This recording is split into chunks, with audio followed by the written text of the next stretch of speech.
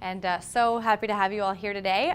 So I have a presentation today that I'll walk you through that talks a little bit about the business case for giving back and why companies decide to give back, explain a little bit about what Upside does and how companies can get involved. But my style is pretty casual and informal, so if you have questions as we go, please feel free to jump in.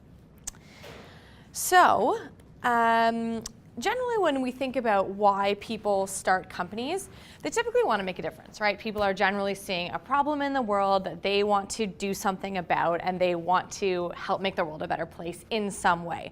But it can be really hard to do that, right? Starting a company is not an easy thing to do.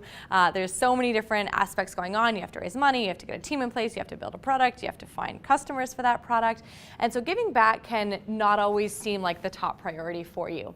So 3 of the things that we hear from startups around why they're not giving back is because it isn't a priority, right? All those other things have to come first. You have to have a business in place before you can give back from it.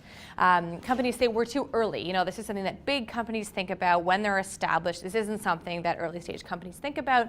And finally, we don't have any money. So a lot of people think, you know, to give back, I have to have money, and therefore I have to wait till I have a lot of revenue before I can start thinking about giving back. But we want to challenge some of these assumptions because we think they're not all necessarily true or don't have to be true. So when companies say this isn't a priority, we invite them to think about how giving back can actually help them achieve their business priorities. There's a few different aspects of this that we'll walk through. So the first and probably most important is engaging top talent. I mean, I'm sure everyone here is familiar with the statistics around millennials and how they value purpose at work and wanting to make sure that their work has more of a purpose than simply making money. So giving back can be a really great way to engage top talent. And I wanted to share a story with you about one of the companies we work with and how they were able to leverage this. So this is a company called Hubba. They're based downtown Toronto. They were one of the first companies to pledge with Upside 6 years ago when we first started. And but this is a story about one of their employees. So her name was Stephanie, and she had a personal experience with women's shelters. So when she was a little girl, her mom was trying to escape a really bad situation at home. So she left her husband at home and went to a women's shelter, taking the kids with her. But ultimately, she had to go back to an abusive husband because she didn't have any job skills. She couldn't find a job where she could support her children. And this really affected Steph, and she said, you know, one day when I grow up, I want to help women in this situation. I want to have women who are at shelters be able to have the skills so that they can, if they want to, leave a situation and know that they can support themselves. So she was sitting down one day with Ben Zifkin, who's the CEO, and just chatting. And then she just sort of shared that this was a goal she had one day. And he said, well, okay, let's do it. And so he assigned her the project manager. They found a local women's shelter to work with. They found a local charity that already did sort of tech skills programming called Canada Learning Code. And they, within a few weeks, pulled together this program. And so employees from Hubba spent their evenings and weekends volunteering to help train these women on digital skills so that they would have not only skills, but also the confidence to feel like they could start moving their career in that type of direction. And I love hearing Steph talk about this. She cries every time she talks about it. And it was just, she was so blown away that her CEO took what was important to her so seriously and did something about it and made it happen for her, this lifelong goal that he just was able to help her make happen within a few weeks. So I think that's just such a great example about how giving back can be such an amazing way to create those really impactful experiences with your employees. There's a lot of statistics to back this up. 64% of millennials won't even consider taking a job with you if you can't prove that you're doing something to give back. 75% will take a pay cut, and this can be really helpful for startups who don't have the kind of budgets that large companies do. So this is a nice way to help make sure that their package of working for you is a little bit more meaningful. And finally, you get much better employee retention. People feel like their work has a deeper purpose to it, so they're happier to stay with your company for longer. The next piece is around building customer loyalty. So customers want to work with companies that resonate with them, that they feel they can trust, that they feel are good citizens. And there's a lot of really great stats around this as well. 66% of customers are willing to spend more on products from companies that are doing good. They will be more loyal to your company. And 90% of consumers will boycott a company if they find out about irresponsible or deceptive business practices. And I'm sure we can all think of a few of these that have come out in the last few years where companies really suffer because things come out in the news about them, and people don't really like to deal with companies like that. And part of this is building a beloved brand, right? So I think this is one of the best examples over the last few years. Uber was in the news every day 2 years ago. There was the Travis Kalanick piece, and there was the regulatory piece, and there was they sort of launched the Me Too movement around sharing their experiences of what it was like to work as a woman in their company. But one of the pieces of the fallout there that I found fascinating was that part of their recovery efforts, they wanted to make themselves look good by supporting a whole bunch of charities that worked on women in STEM, so helping girls learn how to code, that sort of thing. And a number of these charities turned their donation away. Which, if you've ever worked for a charity, you know how big of a deal it is to have somebody write you a check for $100,000 and to say, no, thank you, we don't want to accept your money because we think of it as dirty money. So I think this is just a great example of what can go wrong if you're not thinking about embedding values in your company from a very early stage, because it can have a lot of consequences for you.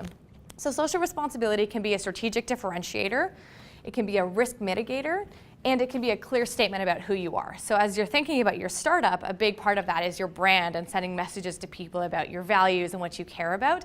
And social responsibility can be a really great way to do this in a way that can be not take a lot of time and not take a lot of money. Any initial thoughts, comments, questions? I was going to say how, so there was a big effect on Uber, but it also, there might be one of the top 5 IPOs that's ever happened. So what kind of impact did it have? That is a very good question. I remember a personal impact, but I don't know what impact it had on them. Yeah. Well, I know there was like that delete Uber screen. There was a lot of people who were deleting Uber, and there was campaigns to boycott Uber.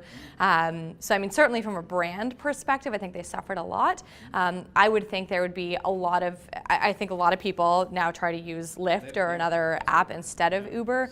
And I would bet that there's a lot of employees who would not consider working for Uber after experiencing something like that. But to your point, they are still around. They are still planning to IPO, so it didn't take them down. Maybe I should use a different example going forward. No, it's, if they become, just because they are on a track for a big IPO, but it's a great example because they're terrible and lots of people look for other options. Yeah, absolutely. Well, one of the greatest casualties there was Travis, right? Like he was this CEO that everybody looked up to, and he's gone now, and he sort of lost his company taken away from him. So, yeah. Okay, so the next thing that people say is, we're too early to think about something like this, but there are a number of different ways that early stage companies can think about giving back. So I wanted to share some examples about some of the Canadian tech companies that are giving back in some interesting ways. Really, when you're thinking about giving back, it should be no different from any other business decision you're making, right? You're thinking about the vision for your company, what your business goals are, so recruiting great employees, selling product, growth metrics, and your impact goals. So what sort of an impact are you looking to make on the world? And your business strategy should very closely mirror your impact strategy as much as possible. So here's just a few ways that some early stage companies are implementing social responsibility programs. So one is employee volunteering support. So Nudge.ai is a company in Toronto that has a really great program where they give their employees time off to volunteer. It doesn't cost you anything. It requires no coordination efforts on your part. It just says your employees are allowed to leave the office one day or a few days a year to go volunteer for causes they care about. Another one is a pro bono volunteering program. So there's a company in Vancouver called Traction on Demand, and one thing that a lot of tech companies tend to have is teams of developers. So what they did was brought in some local charities that were looking for some sort of tech solution and build out teams of their developers who were looking to do something meaningful and paired them with these charities. And the reactions from these team members, people said, I enjoy my pro bono work way more than I enjoy my day-to-day work, but it kept them feeling like they wanted to be a part of that company because they were so supportive of giving them that opportunity to do that really meaningful work. A matched giving program. So some companies, when they're mapping out their compensation strategy, will set aside a small amount, say $500 a year, to match a donation from that employee to the cause they care about. So it's just a way to show your employees that you care about the causes they think are most important. Another one, which is probably the most common way that people think about giving back, is making a one-time donation. So there's some activity happening in your town, some natural disaster has happened, so making that sort of one-time donation. Another way is tying a donation to a business metric. So there's a lot of companies. So one is called Care Rewards, and they have a number of charitable partners for their programming. So they allocate 1% of revenue to each of 3 different charities that they work with. Other people will say, we're going to donate 3% of our revenue from new business this year to charities. So there's different ways you can map out so that you're tying those sort of whatever your core business metrics are to the donations that you're making. Joining a community initiative. So there's a lot of really great organizations where you can not just do your own thing, but you can be a part of something bigger. So B Corp is one, Upside Foundation is one, there's 1% for the planet, there's Pledge 1%. There's all sorts of these initiatives where you don't have to go design the program yourself, you get to latch in with somebody else's, and there's all sorts of benefits to that, including that you now have a community that you can be a part of. You can fundraise for charity and an event. So one of our members is called Sensible, and when they host their annual Christmas party that they invite their whole community out to, they ask everyone to bring donations of warm clothing to support homeless people. So very easy, again, costs them no money, very little coordination, but a nice way to leverage something you're already doing to draw in some support. You can embed giving options into your platform. So Lyft does this, where you can round up so say if your ride costs $11.13, you can round up the other 87 cents to be donated to the charity of your choice. So there's some cool ways that you can embed that into your products, and especially if you're having hundreds or thousands of customers, this is a really cool way to do that.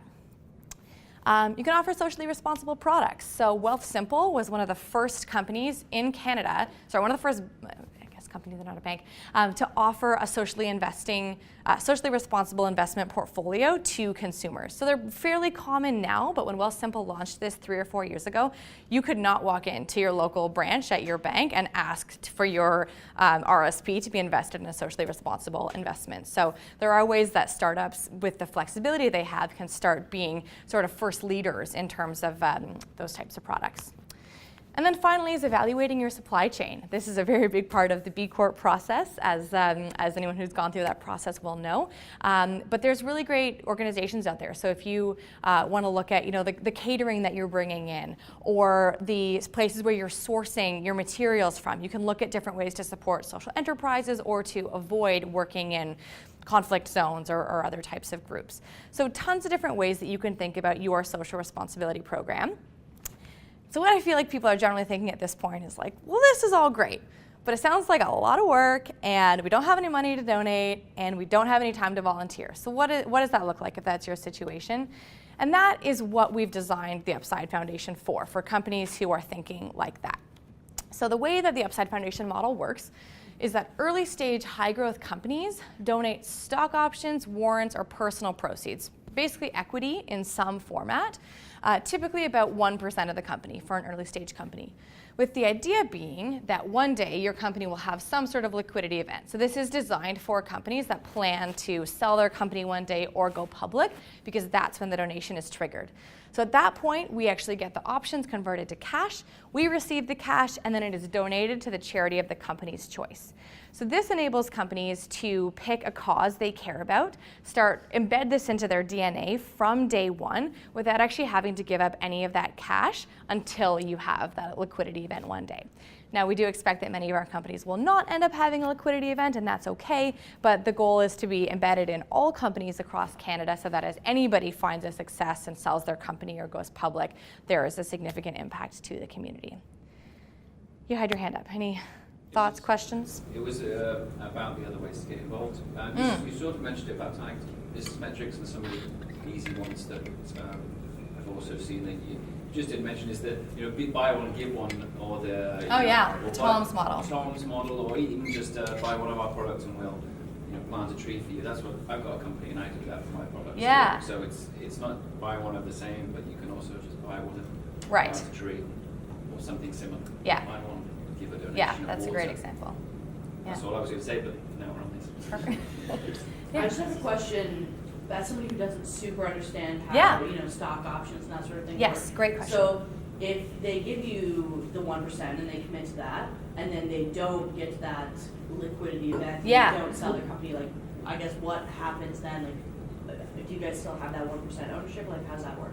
Yeah, great question. So it is designed for companies that intend to have that sort of an outcome one day, but we understand that that doesn't happen in a lot of cases, right? I think 90% of startups end up failing, so we know that a lot of them, a lot of our companies have already gone into what we call like zombie mode, where they're around, but they're not really growing anymore.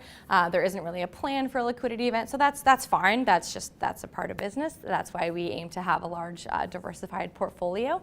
But yeah, we would still own the 1% of equity, and one day, if someone wanted to buy it out, then that's great. We can do that. But otherwise, the stock options are just worth $0. Right, okay.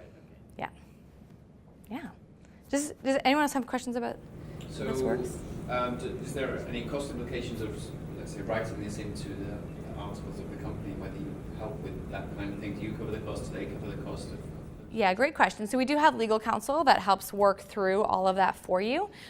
Typically the way that it's done is that you just adjust the definition of an eligible participant in your employee stock option plan, and then you can do it from there. But certainly we have templates to use, and our legal team can help you work through all that kind of stuff. So the goal is to make it not cost any money or take any of your time to get it in place, so, or much of your time.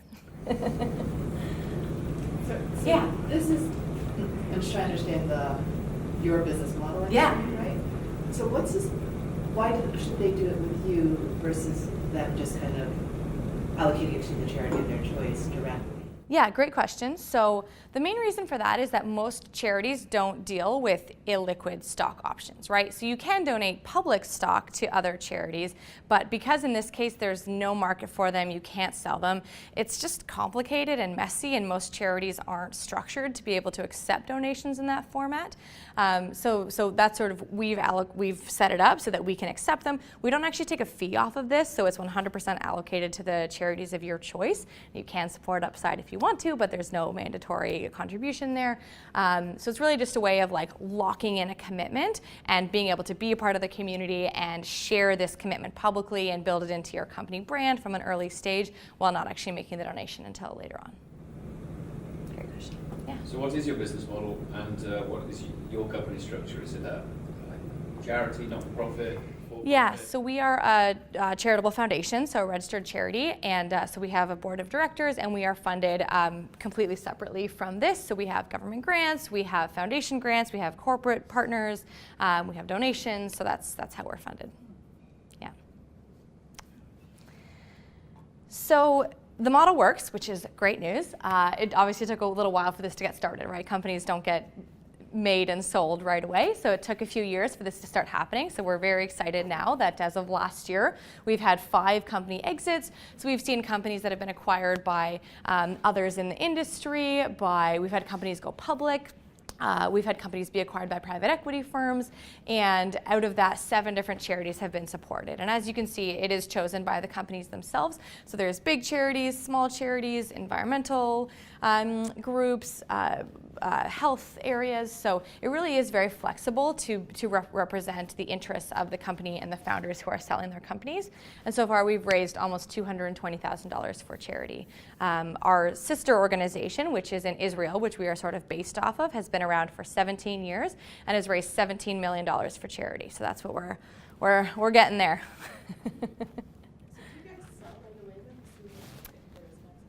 Yeah, we sell pretty much as quickly as we can. So in terms of what the community looks like, so there's over 200 companies across Canada who have made this pledge so far. Here's just a sample of some of those companies. And in terms of what these companies look like, so about 40% are funded. So they're far enough along that they have revenue. They are funded by venture capitalists or by strong angel groups. A number are bootstrapped, or we have service companies that are a non-traditional sort of venture model. And then we have a lot of early stage high potential companies. So this really is flexible to be used anywhere from companies that are just getting started all the way through to companies that have raised $100 million in funding. And so about 30% have pretty substantial teams, over 10, 40% have a small team, and 30% is just the founding team. So you can get a sense there is a lot of those early stage startups that are part of the network as well. We were founded by industry leaders, so our board and advisors are all sort of leaders within venture capital firms and some of the major incubators in Canada. And we partner across the tech community. So I was just saying that we've had this community partner program that we have not, that has been a bit dormant for the last few years, and we're relaunching it soon. So hopefully we'll get McMaster Innovation Park up on this list soon. But just to give you a sense, so these are some of the organizations that we partner with across Canada. Some of these are funding partners who help support our work financially, and a number of these are incubators, accelerators, investors who help share the Upside Foundation opportunity with their portfolio. And we do host a number of events for our members. So that's a big part of the activation. So between the time when you sign your paperwork till the day you sell your company, you are a part of this network. So we will host fireside chats with successful entrepreneurs. We will host really amazing parties on rooftops in Montreal. We host a lot of dinners where we bring together people who have a company in a common industry or at a similar stage in their company. And one of my favorite things to do is bring people together in a very small group to share very intimate stories about their company. So this one, for example, was we had about 10 people in the room, and this woman named Joelle was sharing her experience selling her company. And the 2 years before that, when they decided that was going to be their route, and how they prepared for that, and what it was like to now work inside of a big company. So really great community to be a part of in terms of meeting peers and finding people who are a few steps ahead of you and supporting people who are a few steps behind you, all who share your common values. So I would love to turn it over to Colin now, just to share a little bit about his journey and his thoughts on giving back as a company and why he's decided to give back with Upside. Cool. Thanks for the intro. You can see everybody pretty good. So thanks for having me today. It's difficult to add much to the presentation. It's pretty comprehensive. I can tell you a little bit about our experience and just the rationale around why we did. The stats are true. They really are. If you're looking to acquire talent, especially if you're in a younger stage, you're not going to be paying full freight. You're not paying $150K for these developers. They care about what your culture is. If you are a startup and you're developing technical talent, they will be snatched by the bigger companies in Toronto and other kind of ecosystems. I've been in the business for 20 years and it happens all the time. Having a solution like this in play is a great defensive component to your culture building. It really is. It's really effective. It acts as an anchor point of unity for your team, and it's amazing how that can happen and how powerful that can be. Obviously it's rooted in the do good and the give back, and certainly that's a given. But there's a very strong marketing component to this. Again, the statistics are true. When you're talking to potential partners, it can become a big part of your marketing strategy. For us at Social, it's kind of baked into our DNA. But one of the first things that came up in our investment group strategic board meetings was, how do we portray what our give back strategy is? What is it that makes us valued in the community, and how do we prove that this is what we're going to do? And I'll tell you that proving that you're a give back, that you have a give back strategy, it's just not effective to sponsor the local golf tournament or that one-off charitable donation. Those are fantastic, they should happen. But as an awareness strategy and a DNA strategy, it doesn't engage your culture the way something like this can. And the fact that it's there and it sits in a place of prominence on your website is a little different than where you just cut your last check. It shows that you're part of something bigger, and that is the feeling that you get from it. I think someone asked, why would we not just give directly to the charity? It's because the charity's not only going to get that, but there's this true sense of community in helping to build this initiative, right? You are now part of this Upside Foundation, and you'll find yourself talking about it. And that's how these things get done. I'm sure you can attest, having come from a much more successful country who's implementing these kinds of things. When you do it, you start to live it. And it's just an exciting way to do that. So more than that, do it. Do it now. Do it early. When your cap table gets a little more complicated, when you ensure your second round of investment, when you're dealing with people that you have to have a brisk walk around the office afterwards, you want this stuff kind of in place beforehand. And what's brilliant about this solution is it's almost overly simplistic. They have their process down. We've all seen the 10 pages of legal documents where by the end of it, you're hoping you got the gist of it and you just sign that shit anyways. Well, this is a couple of pages, and it's really that straightforward. If you're doing a stock option plan, it's literally a page, and it gets it done, and then you're done. So I don't know if I have too much more to add, other than there's a ton of value to it, and I highly recommend it. Actually, I don't understand I understand the value of it after, once you've sold the organization, but what about if I have an organization and I give the 1%, what's my marketing scheme? What does it look like? Yeah. And how do I use that to benefit my company, or to have people see that I am giving back? I don't understand that part. So another thing that they do very well is they give you those materials on how to do your press release and do your newsletter and logos to put on your website. So it's just put in a place of prominence, and it adds some value, some credence to your brand, if you will. To have that in a prominent place. Does that make sense? But I'm not exactly sure what would it say that I'm supporting, Inverness women's shelter or whatnot. What is it? So some people would, on either their front page of their website or on their About Us page of their website, will include the Upside Foundation logo. You can also include, if you have a specific charity you've already chosen, you can include that as well. You have to get permission from them, but you can. And then you would say, our company is a member of the Upside Foundation, and we are proud to have pledged to donate a portion of our equity to the Inverness charity. Some people will do a blog post where they say, our company values giving back and values the community, and we've decided to take the Upside Pledge, and here's what that means, and here's what the causes we're going to support in our community. So people will sort of build different pieces around it. And then part of the marketing side of it is that we now market you, right? So that's part of the reason why you can make a donation yourself, but there's a limit to how much you can talk about that, right? You can do a blog post once, you can maybe do an event once, but there's not much more you can do beyond that. Whereas when you're part of something like this, you're getting promoted in our newsletter. We're tweeting about you. We're celebrating. Oh, your company just raised this funding round or just launched this great new product. So because you're part of this community, you get that sort of amplification from. It's not just you saying, "Look at me and how great I am." There's someone else pointing to you and saying, "Look how great she is." Yeah, absolutely.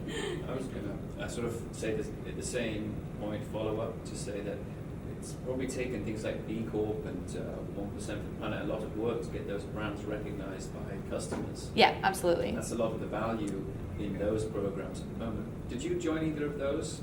We took the 1% pledge as well. So there's two different ones. There's 1% for the planet, and then there's Pledge 1%. Very confusing.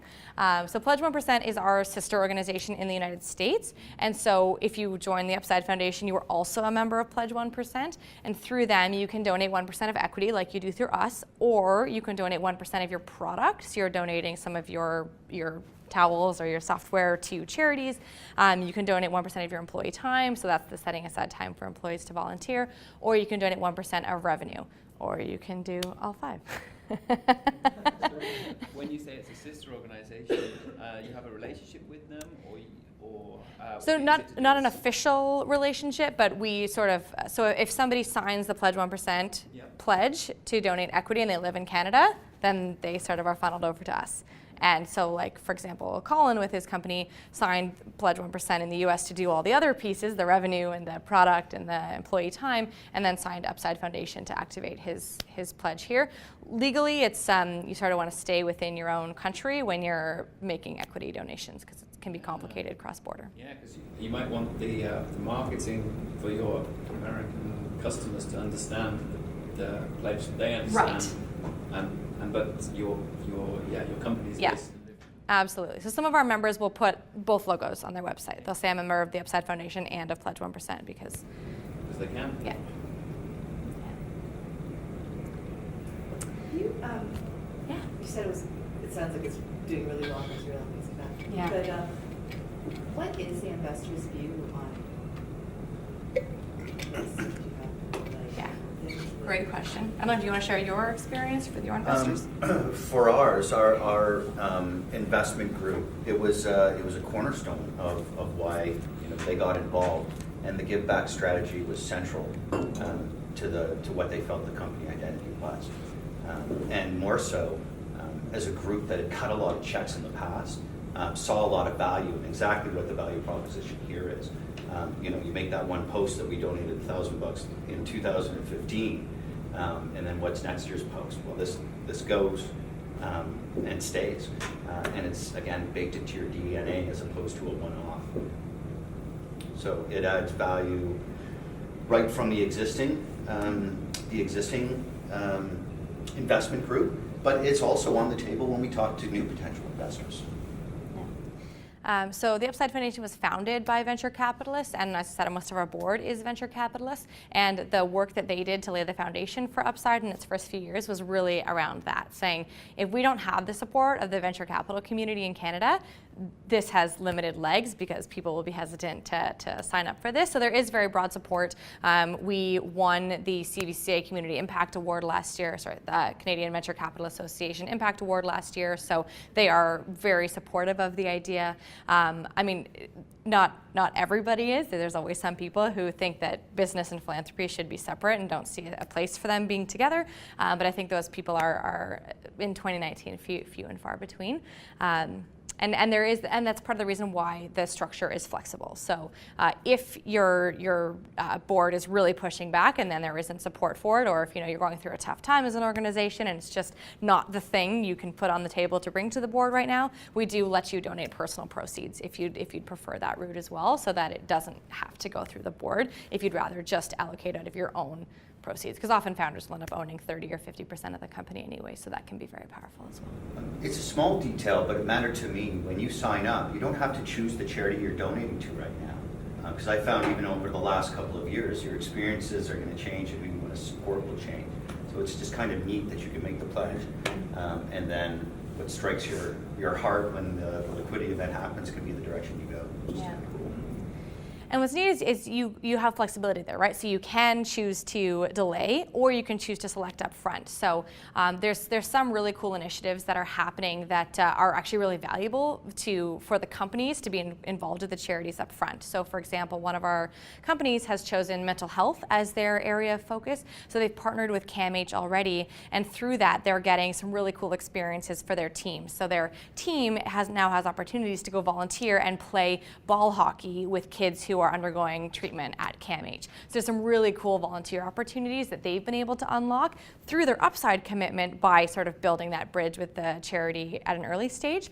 And another really great example is Sick Kids. So they've launched this. They've invested a lot of resources in a Tech for Sick Kids strategy. So they've pulled together this advisory council of probably 70 movers and shakers in the Toronto tech community, and because they are sick kids and have really good resources behind them, they have really cool ways that people get to be recognized today. So don't tell anybody this, but in May we are hosting an event, or they're hosting an event where they are unveiling a plaque that is sitting at, they're rebuilding Sick Kids. They're sort of building a new building and tearing down an old building and building another new building, and they're putting up a plaque outside the emergency room that acknowledges everybody who's made a pledge so far. So even though there's been no cash donated, they're still getting recognized physically on site at Sick Kids. So there is some cool recognition or engagement opportunities that can come from engaging with the charities early on if you're already very confident about where you want your money to go.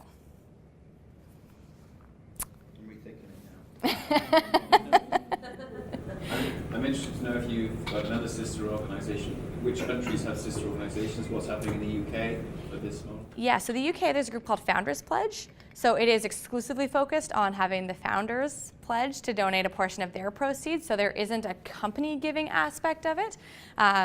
They're very successful. They've also raised many millions of dollars and have a staff of 30. They're funded by one of the founders of Facebook. So they've done really great things over there too. Yeah, but that's the three I know of: the Israel and the UK and the US. Yeah. Canada. Yeah. For the members that you have, do you have very many biotech? We do not. I would say we have not done a great job so far of branching out of like the core tech community. So we haven't done a great job in clean tech or biotech or health tech or anywhere outside of that. We would love to. It's just we haven't had the resources to focus on that community specifically yet. Yeah, good question. Okay. Well, that is it from my end. Thank you so much for coming today, and thank you for all the great questions and comments. That was fantastic. We still have the room for another 15 minutes, so if you want to stick around and chat or have any other questions or would like to chat about how we can partner further, happy to have that conversation.